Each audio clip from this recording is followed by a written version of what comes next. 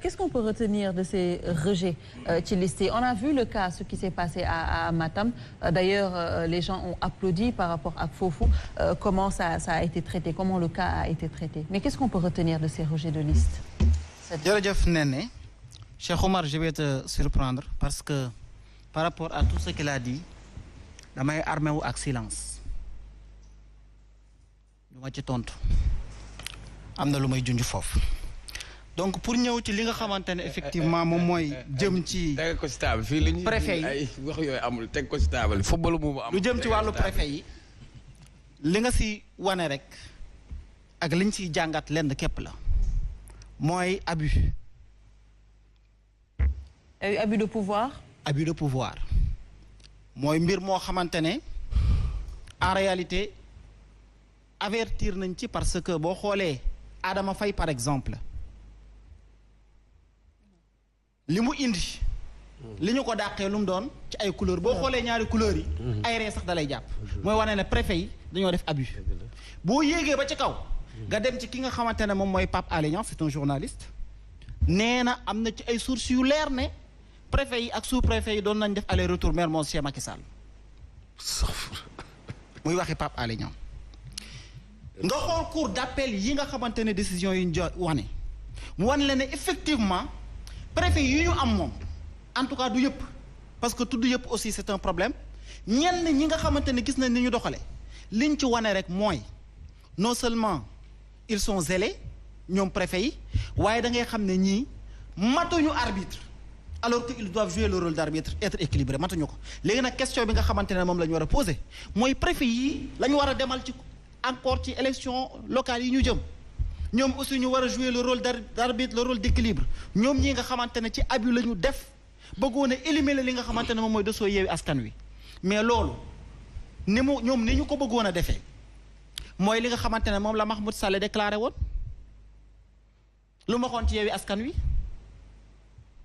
Yewwi Askan Wi état tué dañ ko war a dindi fii yépp parce que waru fee am moom Mahmoud Saleh loolu la waxoon ñu dem ci élection yi dem dépôt mais ça n'engage que lui quand même. Justement loolu bu doon ci moom la yam dañ naan ça n'engage que lui peut-être c'est la petitesse de sa pensée kooku ñu duñ ci wax mais bu demee ba nga xamante ne nag ay préfets des autorités administratives ñoom ñu def loolu yu méngoo ko wax yooyu alors on s'interroge ñii est-ce que doy nañu ñoom pour ñu dem ak ñoom ci ay élections ñoom préfet yooyu muy benn ñaareel bi sëñ Saliou mi ngi koy wax da ngay gis préfet def toj-toj ñuy xaar ñu sanctionné ko ñu daat koy jox beneen ndomba tànk mooy préfet bi nga xamante ne moo taal Sénégal mois de mars tey jii nii c'est le gouverneur de Saint-Louis. Ousmane Sonko moo taal Sénégal. nga continuer daal di dem juste pour wane ne ñoom ci abus la ñu dëkk. nañ dem fi nga xamante ne moom mooy Kédougou.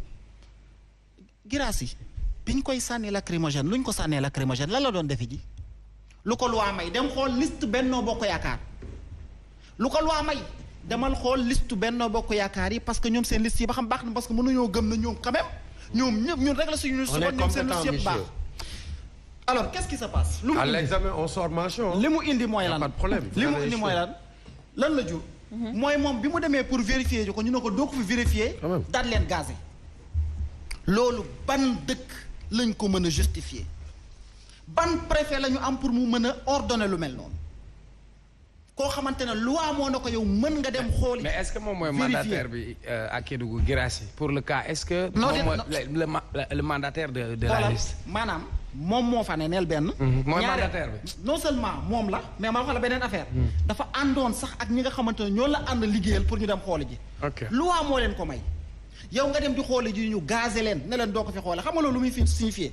mooy kon donc doute day am. est-ce que ñoom Benno Bokk Yaakaar donc pourquoi ñun waruñoo dem xoole ji seeni liste te loi may ñu ko ñu dem di ko defe ji ñu dem gazé ki nga xamante ne moom mooy Girassi seen liste yëpp jàll. ñoom on est bien. loolu nag xam nga lu nga ci jàng. mooy suñu préfet yii ñu yor nii. donc ci élection yi ñu jëm te lii may wax dama koy wax ñi nga xamante ne tey jii ne ñoom ñooy sénégalais ñuy suivre parce que ci wàllum justice la ñu nekk sëñ bi boo ñu amoon tuuti respect ci ñun da nga ñuy bàyyi ñu continuer. sànq ba tey yaa ngi koy def respecté ñu parce que bi ngay wax dañ laa respecté. yow Ousmane Sonko respecté wul Sénégal mais yow nga respecté ñu. yow nga am respect yow amoo respect. wax ko nga baal mais amoo respect. vous n'avez aucun respect. donc ñuy may ñu continuer lu ñuy wax mais vous n'avez pas de respect. vous êtes violent vous êtes arrogant et amoo respect ci nit ñi bàyyi ñu wax. quand même boo ma respecté wu nga respecté sénégalais yi. tu respectes personne. mais nga respecté sénégalais yi. man ma jéem a respecté sénégalais yi. mais il est irrespectueux ce monsieur là. donc je disais pire que moi.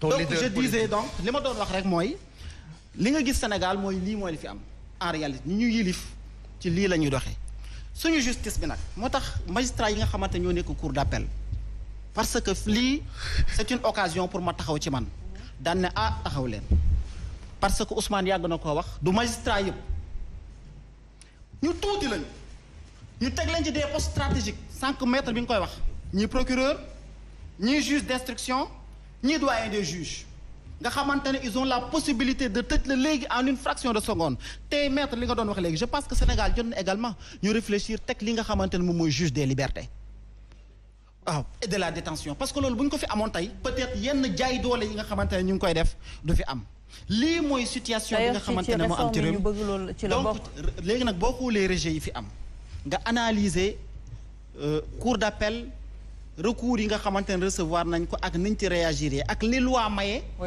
te nga xamante ne ñoom préfet yi mayuñu ko woon ñii nga xamante ne ñoom ñooy candidat de l'opposition alors on s'interroge dañuy laaj ba xam préfet yii ñun élection yi nga xamante ne ñoo ngi fa war a jëm 23 janvier. très sincèrement. ñoo ngi naan jàmm la ñu bëgg ñun ñëpp moom la ñu bëgg waaye ñii daa am lu ñu jot a wane.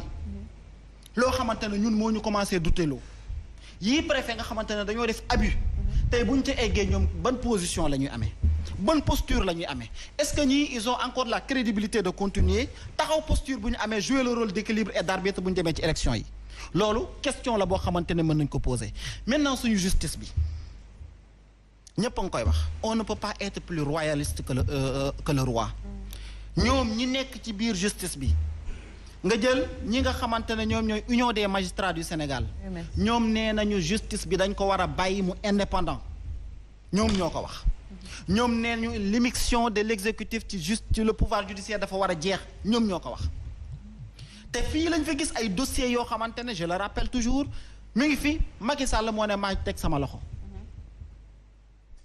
et on nous dit que non réew mi am na justice parce que loolu mooy seen intérêt en fait quand on vous dit que force restera à la loi mais justement day fekk aussi loi bi daal di respecter li nga xamante ne moom mooy normes yi ñu attee ko ci yoon mais Sénégal li ñuy attee te teguwul ci yoon te lépp politique lal ko suu Macky Sall moo jéggi dayoo man boo li nga xamante ne bëggoon naa ko wax pour sénégalais yi mën ko xam. alors justement suñu ñëwee ci yow maître comment analyser juste la posture de ces sous-préfets mais également posture les rejet listes yi lan lañ ci wax parce que y a eu le cas de Gëm Sa Bopp qu'est-ce qu'on peut retenir dans ça. waaw li ñu war a retenir foofu mooy c'est vrai qu'il y a beaucoup de rejets et gis nañu tey ne les juges ont rectifié.